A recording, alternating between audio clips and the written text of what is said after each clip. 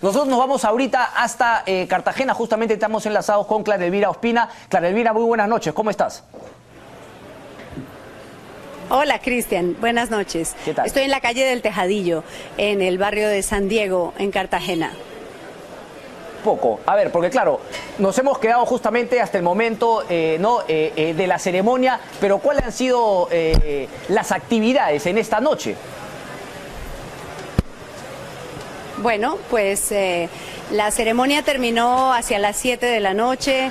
Fue un momento muy emotivo en el que el jefe de las FARC, Timochenko, pidió perdón por primera vez. Había un gran mito, Cristian, alrededor del perdón de las FARC. Decían que las FARC nunca pedirían perdón. Y a lo largo de buena parte del discurso pensamos que así sería, que las FARC no pedirían perdón, pero en un momento salvó su intervención Timochenko cuando dijo que pedía perdón por lo que hicieron, por el dolor que causaron. No son los únicos causantes del dolor, pero son grandes responsables del dolor que ha vivido Colombia. Hay 50.000 desaparecidos.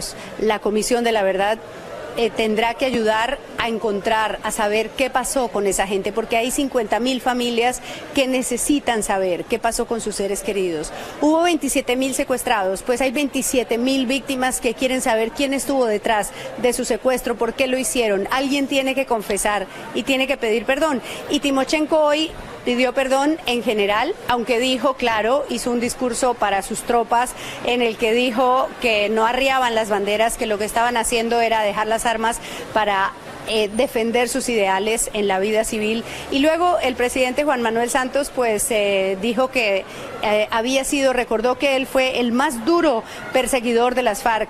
En operaciones suyas como ministro de Defensa y como presidente murieron 3 jefes importantes de las FARC. Los 3 más golpes duros, más fuertes a las FARC se los propinó Juan Manuel Santos como ministro y como presidente. Él abatió a Alfonso Cano, a Raúl Reyes, al Mono Jojoy, que era el duro jefe militar de las FARC, y además dirigió la operación Jaque en la que se rescató a Ingrid Betancourt. Entonces el presidente dijo, yo los combatí, pero con esa misma ahínco y con esa misma fuerza defenderé la democracia para que ustedes puedan en democracia defender sus ideales. Claro, mira, mientras yo veía, ¿no? Porque estaba en un grupo justamente, bueno, cuando toma la palabra Rodrigo Londoño, Timochenko, había un grupo detrás en donde había gente vinculada obviamente a la FARC y estaba, por ejemplo, Iván Márquez, y imagino que otros líderes también.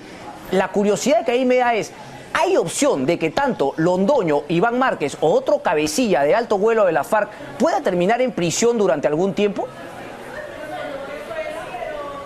Bueno, eso lo decidirá un tribunal especial, un tribunal que va a juzgar, pero que va a juzgar sobre la base de que se diga la verdad.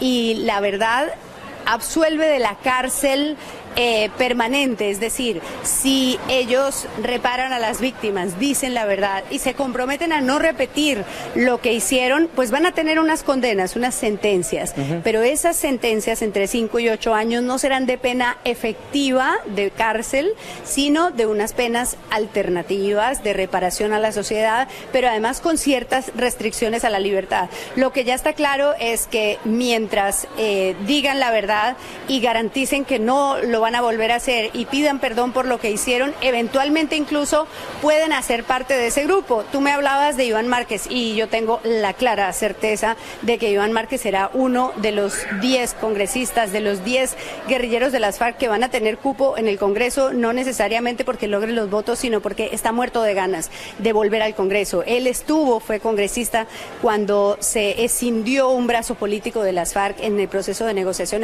del gobierno de Belisario Betancourt en 1982 y entró al Congreso, pero luego empezaron a matar a la gente de la Unión Patriótica. Eso fue un genocidio político, hubo 2.000 muertos de la Unión Patriótica y ellos decidieron volver al monte. Pues Iván Márquez tiene una revancha con la política y quiere volver. Ese crespito que viste ahí, sí, ese es Iván Márquez y seguramente lo vamos a ver el próximo periodo en el Congreso. ¿Y no así Londoño? ¿No crees que él vaya también a querer un puesto ya sea en la Cámara Alta o Baja? Londoño es un tipo muy extraño. Londoño es médico, estudió en la Universidad Patricio Lumumba en Moscú. Nunca soñó con ser el jefe de las FARC, no tenía un gran liderazgo dentro de las FARC y era un hombre relativamente bonachón a pesar de sus crímenes, por supuesto, pero en medio de tantos halcones que había en las FARC no era el hombre que esperaba la gente que fuera el jefe de las FARC. Cuando en una operación militar tremenda, inolvidable en el año 2011, el presidente, siendo presidente Juan Manuel Santos, fue abatido Alfonso Cano, que era el líder de las FARC después de la muerte de Manuel Marulanda, apareció un video de Timochenko diciendo que asumía la dirección de las FARC, el secretariado lo encomienda y termina su discurso asumiendo el mando en las FARC y despidiendo a Alfonso Cano diciéndole a Juan Manuel Santos, así no, Santos, así no es. Era muy arrogante, muy agresivo en ese momento y hoy le recordó ese discurso y le dijo, así sí es a Santos, pero yo no tengo tan claro que Londoño tenga aspiraciones de estar en el Congreso. Probablemente sí estará en el Congreso Carlos Antonio Lozada, un hombre que dirigió las milicias cerca a Bogotá, un hombre cruel, fuerte, que defendía, por ejemplo, en la época del Caguán, defendía en forma vehemente la utilización de cilindros bomba, que fueron unas armas criminales y feroces que utilizaron las FARC, y Carlos Antonio Lozada dirigía esas milicias y participó en operaciones de lanzamiento de cilindros bomba y los defendía, pero él ahora está convencido de que quiere entrar al Congreso. Ya veremos. Lo que establece el acuerdo es que son 5 senadores y 5 representantes a la Cámara, pero que van a ir a las urnas y van a tratar de conseguir esas 10 curules por la vía de los votos. Si no los logran, están garantizados por 2 periodos consecutivos, que en Colombia son de 4 años, están garantizadas esas 10 curules. Correcto. Clademira, aquí también le doy la bienvenida a Farid Karhat, que está justamente con nosotros. Farid, ¿cómo estás? Muy buenas noches, gracias por estar aquí. Antes de darlo pase a Farid Clademira, yo te quería preguntar qué es lo que podría pasar el 2 de octubre. Entiendo que finalmente la fecha del referéndum, digamos, si es que no tienes aprobación, ¿qué es lo que se espera? ¿Qué podría pasar en un escenario positivo y otro no tan positivo? Y también ¿dónde está Álvaro? ¿Dónde está el expresidente Uribe? El expresidente Uribe, empiezo por el final, que es un poco más presente, más actual, porque el expresidente Uribe estuvo aquí en Cartagena, no tenía acreditación porque no fue invitado a la ceremonia y entonces no pudo entrar a la zona de seguridad, se quedó muy cerca del hotel en donde nosotros estamos, hizo una manifestación y bloqueó las calles por la mañana diciendo no, se juntó con gente, con el ex procurador Alejandro Ordóñez, quien acaba de ser sacado de su cargo por el Consejo de Estado, y salieron diciendo que lo que había habido acá era un crimen contra la humanidad, la firma del acuerdo del acuerdo entre las FARC y el gobierno, y después cuando se quitaron los cercos de seguridad, lo vimos caminando con alguna gente por el centro de Cartagena y había quienes le gritaban, claro, había un gran ánimo de amigos de la paz porque acababan del acuerdo con las FARC, porque acababan de salir de la firma del acuerdo y entonces le empezaron a decir, decídase, cámbiese, está equivocado, el sí es lo correcto. Pero claro, por supuesto que no es que esté tan fácil que el sí gane. Hay encuestas que dan 60-40, hay encuestas que dan 56-44, no está tan fácil. Pero siempre y lo el sí peor por delante. que le podría pasar a Colombia sería que el resultado fuera muy ajustado, porque eso genera una desinstitucionalización del acuerdo muy grande. Siempre el sí por delante, es verdad. Excelente. Clara, a ver, le damos aquí justamente el paso a Farid Karhat. Farid, yo te quería preguntar, porque también se habló de lograr ciertas cosas concretas en el corto plazo para darle justamente credibilidad a este acuerdo. Más allá del tema del referendo que se viene, ¿no? Ya. ¿Cuáles son esas cosas que tú crees se podrían dar en el corto plazo para que toda Colombia, diga justamente, pues crea en este tema y estamos caminando hacia la paz? Bueno, el gobierno consultó con el fiscal de la Corte Penal Internacional si lo que se estaba negociando con las FARC, por ejemplo, se atenía al derecho internacional humanitario o no, y obtuvieron un pronunciamiento en el sentido de que sí, que la justicia transicional contemplaba este tipo de penas alternativas como una posibilidad. Luego está el tema de refrendar el acuerdo mediante el voto popular. Y finalmente, ya como garantía más a las FARC que en realidad a la población, precisamente por el antecedente de la Unión Patriótica, del cual se habló, o sea, un brazo legal, digamos, de las FARC que fue diezmado por grupos paramilitares. La entrega de las armas por parte de las FARC se va a dar por etapas en un plazo de un total de casi 6 meses. Entonces, digamos, se ha tratado de generar condiciones que den garantías a todos los involucrados. Se va a tener que formar esta corte ad hoc, presumiblemente con participación internacional, nuevamente otra forma de dar garantías. Naciones Unidas está como fuerza que verifica la implementación de lo acordado, sobre todo en lo que tiene que ver con el desarme de las FARC. Hay una serie de elementos en el acuerdo que presumiblemente dan las garantías que la mayoría de los colombianos buscarían en él. Correcto. A ver, justamente, ya que estamos con Clara todavía enlazados, que yo quiero ponernos, y tenemos las declaraciones justamente que dio el presidente Pedro Pablo Kuczynski respecto de, digamos, algunas consecuencias que traería este acuerdo de paz para el Perú, pues que no serían del todo positivas. No sé si es que él tenía información al respecto o lo dijo porque finalmente también ha sido un lugar común, ¿no?, para muchas personas, sobre todo aquí en el Perú, que no estaban tan de acuerdo con el acuerdo de paz firmado hoy en Colombia. Tenemos las declaraciones y volvemos de inmediato. A ver. Y nosotros en el Perú debemos estar vigilantes porque sabemos que en las cercanías del río Putumayo hay gente de la FARC que quiere seguir activos y ignorar el Tratado de Paz. Nosotros, Perú, no puede tolerar eso, o sea, no queremos que se establezcan en nuestro territorio para hacer la guerra en su país, ¿no? ¿Va usted a dar alguna directiva para reforzar la seguridad en esa zona? Sí, eso ya la hemos dado, y en nuestras reuniones de inteligencia, que son todos los lunes, se discute ese tipo de cosas. Clara Elvira, cuéntanos sobre eso. No sé si has tenido ocasión hoy día de hablar con el presidente Kuczynski respecto de ese tema, digamos, para poderte ya mandar a descansar, Clara Elvira, después de la jornada tan ajetreada. Cristian, hablamos anoche largo con el presidente Kuczynski en una entrevista que nos dio en exclusiva acá en Cartagena cuando llegó, y se mostró muy optimista frente al proceso de paz. Además dijo que ha tenido las satisfacciones del gobierno en relación con lo que puede ocurrir en la frontera, pero que por supuesto están vigilantes. Hay una versión según la cual de los 8.000 hombres en armas que tienen las FARC, 300 que están engolosinados con el tema del narcotráfico, que es bastante seductor porque es un negocio muy bueno para ellos, pues han decidido no entrar en el proceso de paz. Son 300 de 8.000, no están todos en la frontera con Perú, claramente están la mayoría de ellos en el Guaviare, y está la verificación de la ONU, como decía Farid, pero además está la verificación de la OEA. La OEA anunciará mañana, nos encontramos ahora más temprano con el secretario Luis Almagro, y mañana va a anunciar la ampliación del convenio de la MAP-OEA. La MAP fue la misión de apoyo a la paz en Colombia que apoyó la desmovilización de los paramilitares, y van a hacer una vigilancia de eso ahora con el proceso de paz con las FARC.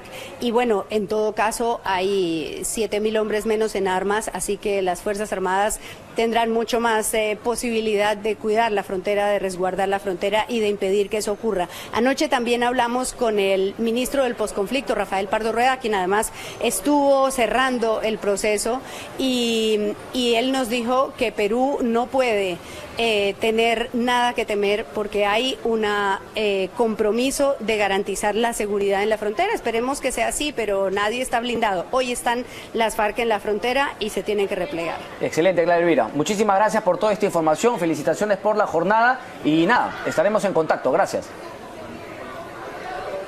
Gracias a ti, Cristian. Feliz noche. Adiós. Adiós. Farid, ¿qué te parece? Claro, porque en un momento también me parece que Londoño comienza un poco a bosquejar lo que va a ser el quehacer político, ¿no?, de las FARC. Ahora, hay un temor también de que efectivamente pudiesen alcanzar el gobierno colombiano. ¿Tú crees que eso es viable? No, para nada. Okay. A ver, para empezar, ¿por qué se le garantiza 10 congresistas? Una de las razones es que cuando este grupo político vinculado a las FARC, la Unión Patriótica, participó en elecciones, consiguió 14 congresistas. Okay. Y ellos pedían en la negociación que se les diera el mismo número de congresistas que tenían al momento en el que, producto de los asesinatos perpetrados contra sus militantes e incluso contra un candidato presidencial por los paramilitares, se replegaron de vuelta a la montaña. Iván Márquez, como se mencionó, que fue ahora negociador de las FARC, fue congresista en esa época. Ese año 84, debe haber sido muy jovencito. Sí, debe haber sido diputado, no creo que tuviese edad para ser senador en esa época. Pero lo que voy es, solo tuvieron 14 congresistas de más de 250. Y según las encuestas, 90% aproximadamente de los colombianos dicen que no votarían por la fuerza política que pudiera formarse a raíz de la disolución de las FARC. Lo cual además no quiere decir que el 10% restante sí lo haría, porque ahí están los que votarían por esa fuerza política más los que no saben o no opinan. No, más del 90% de los colombianos, salvo que haya voto oculto ahí, no estarían dispuestos a votar por las FARC o el sucedáneo de las FARC. Entonces, francamente, es un temor absurdo. De hecho, el electorado colombiano es el más conservador de Sudamérica desde hace décadas, en parte por culpa de las FARC. Correcto. Ahora, se les asegura, creo que una presencia en el Congreso hasta por un tiempo y después ya no tienen aseguradas, ¿verdad? Claro. Esos 10 puestos en el Congreso y tendrán que ir a las elecciones como cualquier agrupación política. Exacto. Son 2 periodos de 4 años. Son un total de 8 años, una representación bastante pequeña y luego, efectivamente, si participan en elecciones y no obtienen ningún congresista, pues ese es el fin de la historia. Ahora, Farid, justamente hablamos del año 84 con la figura, ¿no?, que, digamos, una parte entra a la política, la Unión Patriótica, luego la Matanza, M19 en 1990, EPL, la zona no desmilitarizada justamente con Andrés Pastrana.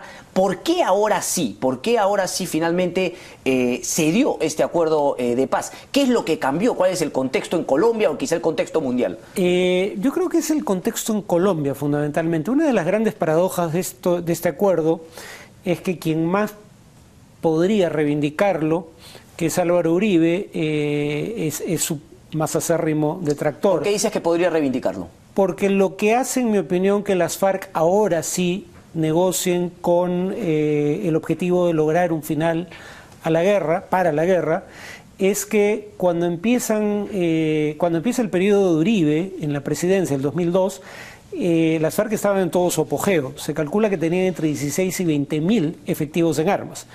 Y cuando empiezan las negociaciones ya estaban entre 7 y 8.000. Entonces, por un lado, había un claro deterioro de su capacidad militar. Por otro lado, en 40 años de existencia, el gobierno colombiano, que yo recuerde, jamás había podido dar muerte a un miembro del directorado de las FARC, que son 7. Entre Uribe y Santos se llegó a dar muerte a 3 de ellos, los que mencionó Clara Elvira, ¿no? El Mono Jojoy, no recuerdo su verdadero nombre, Cano y Reyes. Y además muere por muerte natural el fundador, Manuel Marulanda, tiro fijo. Entonces las FARC estaban a la defensiva, se había golpeado su capacidad de generar fondos, y en parte por eso pierden tantos militantes, y por eso es que aceptan negociar de buena fe o de buena gana, porque la vez pasada, bajo el gobierno de Pastrana, la última negociación... Terrible. Claro, el tema es que Pastrana negociaba desde una posición de extrema debilidad. Entonces, cuando se dice el gobierno de Pastrana le concedió a las FARC una zona de repliegue del tamaño de Suiza, el hecho es que las FARC ya controlaban en buena medida ese territorio, reconoció de facto una situación ya existente. Era solo el hecho de que no iban a intentar retomarlo para el Estado colombiano, ese fue el único, pero ya estaban ahí las FARC y ya dominaban ahí. Y ya dominaban ese territorio. Entonces, el tema es que, claro, queda la imagen de que Pastrana fue utilizado por las FARC para adiestrar, rearmar a sus huestes, En cambio ahora la tendencia era claramente declinante para las FARC. Ahora, ¿tú crees? Y claro, es una pregunta un poco complicada por el tema justamente de ser no una posición hipotética, pero si Álvaro Uribe hubiese estado de presidente, ¿tú crees que él sí hubiese estado de acuerdo en negociar un acuerdo de paz, teniendo en cuenta que él había vencido? Es decir, si él se hubiese podido, decir yo soy el que ha logrado este tema, ¿crees que ahí también hay un poco de envidia política o crees que él jamás hubiese firmado un acuerdo como No, esto? yo creo que sí hubiera firmado, y él lo dijo. De hecho, él negoció con las FARC. Mucha gente ahora recuerda a Uribe y Chávez como grandes enemigos. Lo cierto es que pese a sus diferencias políticas, su relación no era mala. Y tan no era mala que en un momento dado Uribe le pide a Chávez que interceda ante las FARC para mediar en ese entonces no era un arreglo del conflicto, pero sí un intercambio de prisioneros y algunas otras medidas de seguridad. Y en realidad el problema surge cuando Uribe acusa a Chávez de tener su propia agenda en la relación con las FARC y conversar de temas que no tenían nada que ver. ¿Y eso era cierto? No tengo cómo saberlo, pero presumo que sí, no veo por qué de otro modo lo habría hecho. Se acusó a Chávez de tener una relación muy estrecha con las FARC y de hablar con militares colombianos, cosa que para Uribe constituía un claro caso de se había extralimitado Chávez. Okay. La otra prueba de que Uribe sí hubiera negociado un acuerdo con las FARC es que negoció un acuerdo en condiciones no muy diferentes a las que está ofreciéndole las FARC el presidente Santos, con un grupo que era tan deleznable como las FARC, las Autodefensas Unidas de Colombia. Y no solo les dio condiciones similares, sino que dijo explícitamente en entrevistas de la época que él estaba dispuesto a negociar ese tipo de condiciones con las FARC. Hay una entrevista radial que transcribe en sus memorias el que fue considerado enviado era una suerte de enviado ¿De la SAUC? No, para las negociaciones con las FARC, era una suerte de veedor. ¿Colombiano él? Colombiano, sí. Se me fue el nombre, lamentablemente, pero bueno, el tema es que él reproduce en un texto suyo las declaraciones de Uribe, donde dice: no hay guerrillero, ahora habla de narcoguerrillas. Bueno, eran también narcoparamilitares. Y cuando le preguntan sobre el tema del vínculo de los paramilitares con el narcotráfico, él dice: no hay guerrilla, y se refiere a las FARC como guerrilla, ni paramilitar que no esté vinculado al narcotráfico.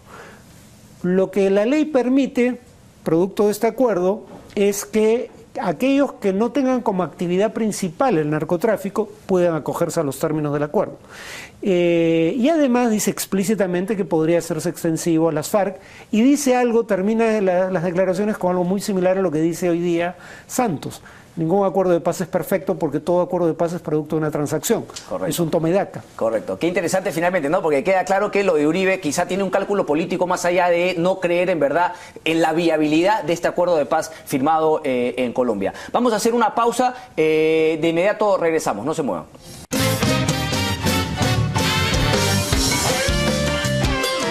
Conversando justamente con este histórico acuerdo de paz en Colombia con Farid Cajat. Farid, te preguntaba por el tema de Hugo Chávez, ¿no? Rodrigo Londoño tuvo palabras, esto no hubiese sido posible si no fuese gracias al comandante Hugo Chávez, también le agradeció a Nicolás Maduro. ¿Qué de cierto hay en eso? Y finalmente, digamos, ¿todos los países de la región nos beneficiamos con este acuerdo de paz en Colombia? Bueno, es la última guerra en el hemisferio occidental, la única en el siglo XXI, y en ese sentido es bueno para la paz en el hemisferio. O sea, este es una de las paradojas de América Latina. Hay muy pocas guerras interestatales, y sin embargo hay mucha violencia interna dentro de cada uno de los países, pero la mayoría de conflictos armados internos se habían resuelto o bien porque, como en el caso de Sendero Luminoso, el grupo en cuestión fue derrotado por el Estado, o bien a través de una negociación, como en el caso de El Salvador, que llevó a que la otrora guerrilla ahora sea el gobierno, ¿no? El Frente Farabundo Martí para la Liberación Nacional. El último grupo de este tipo que quedaba eran las FARC, y ayuda al Perú, entre otras razones, porque las FARC eran uno de los valedores del negocio del narcotráfico en Colombia, y nosotros no tenemos grandes carteles ni somos país de tráfico, pero sí somos un país productor de hoja de coca y de pasta básica y crecientemente de cocaína. Este temor de que puedan venir acá, justamente en la frontera con Perú, algunos miembros de la FARC que finalmente no estén ciñéndose al proceso de paz y que están muy involucrados con el narcotráfico, ¿crees que, digamos, es real? ¿Hay que estar atentos? ¿Qué tan preocupados deberíamos estar? Bueno, no sería la primera vez. De hecho, hay un acuerdo sobre el Putumayo, el río que marca la frontera en parte de la Amazonía entre Perú y Colombia, en donde precisamente el acuerdo era para perseguir a narcotraficantes o terroristas que creyeran que estaban libres de, digamos, esa persecución porque habían pasado del otro lado de la frontera. Básicamente el centro del río Putumayo es el límite entre ambos países.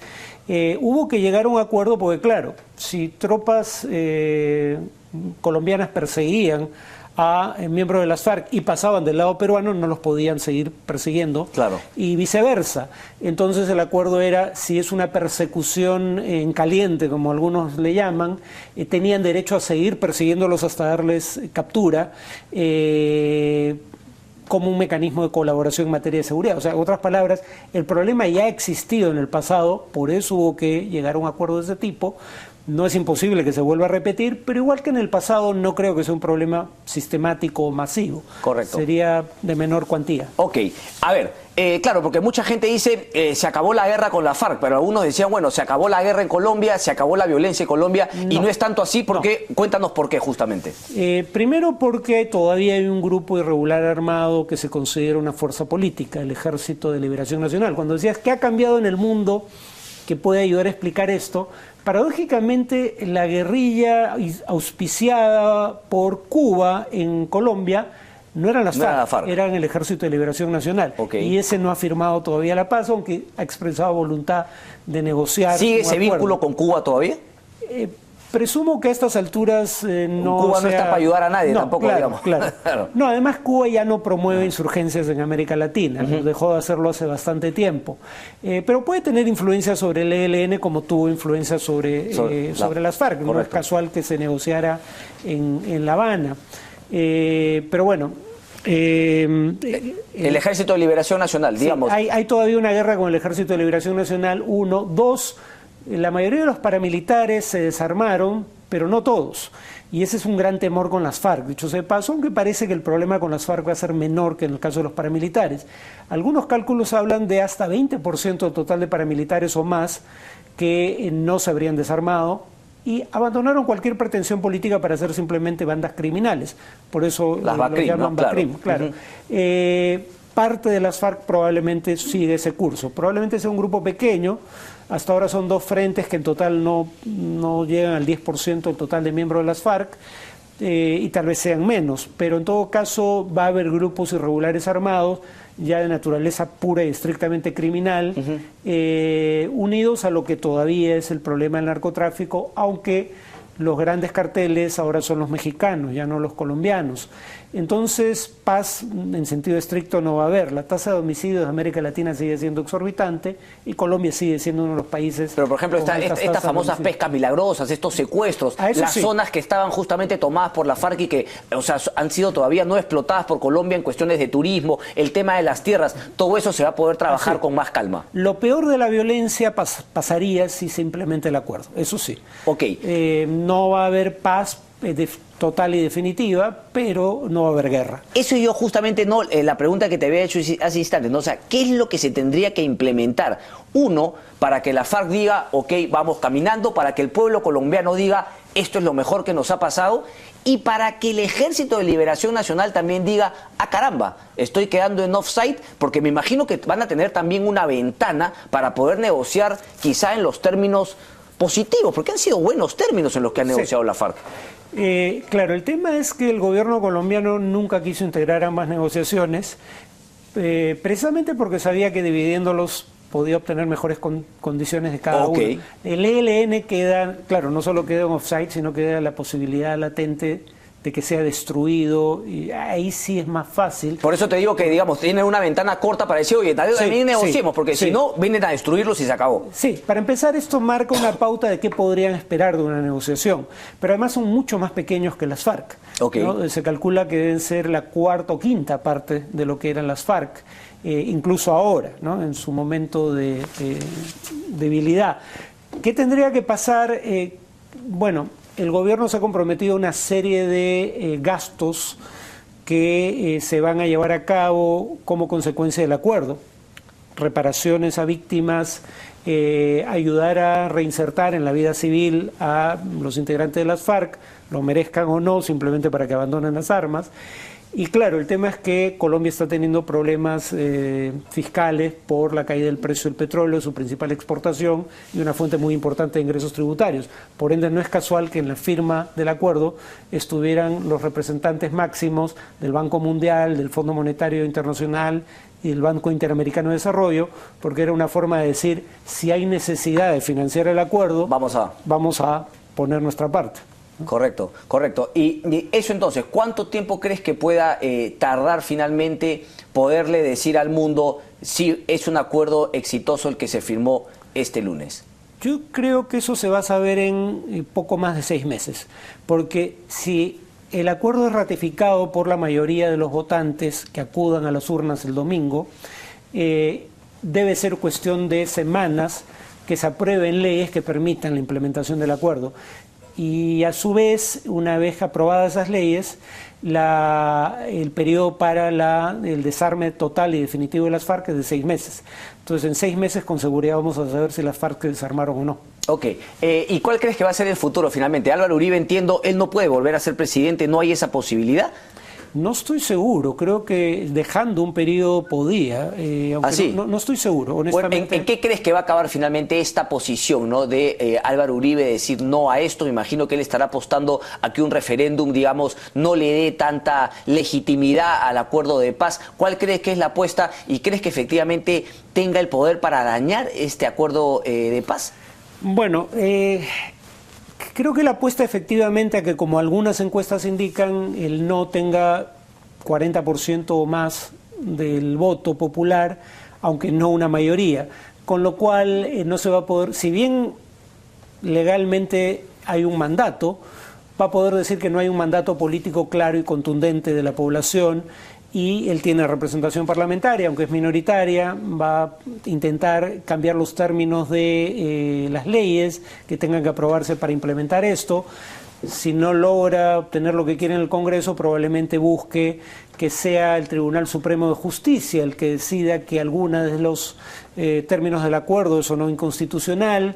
Tiene mecanismos para intentar dilatar el proceso, pero si pierde el referéndum, salvo que, digamos, algo más vaya mal, no creo que tenga la fuerza por sí solo. Que podría ir mal, que aquellos de las FARC que no se desarmen y se rebelen contra el acuerdo sean más de lo esperado, que los paramilitares empiecen a atacar nuevamente a militantes de las FARC, con connivencia de sectores del Estado. Si a la oposición de Uribe se le ¿Esa es suma una opción, volver un poquito a lo que pasó en el 84? Yo a veces me preguntaba qué hacía ese avión a reactor pasando por sobre... Sí, eso todo el mundo, porque a todo el mundo le causó sorpresa, incluso a Clareville, incluso el mismo Timochenko Londoño miró así y se rió como diciendo, caray, este era un bombardeo más para acabar con los líderes de la FARC. Da que pensar si no era un mensaje de un sector de las Fuerzas Armadas. Ahora, Santos incorporó a las Fuerzas Armadas a la negociación como incorporó a las víctimas, para que no se sintieran excluidas del proceso y, digamos, convalidaran con su presencia los acuerdos. Pero todo parece indicar que hay sectores de las Fuerzas Armadas, no estoy hablando del alto mando, pero hay sectores de las Fuerzas Armadas que podrían irse por la libre, como ya lo han hecho en el pasado, no sería la primera vez. Pero si eso no ocurre, la oposición de Uribe no va a ser suficiente para descarrilar el proceso. Caray, qué importante. Entonces, ¿tú le tienes fe finalmente, tienes fe en que esto va a ser exitoso? Creo que sí. Yo no apostaría mi dinero todavía, pero en principio creo que sí.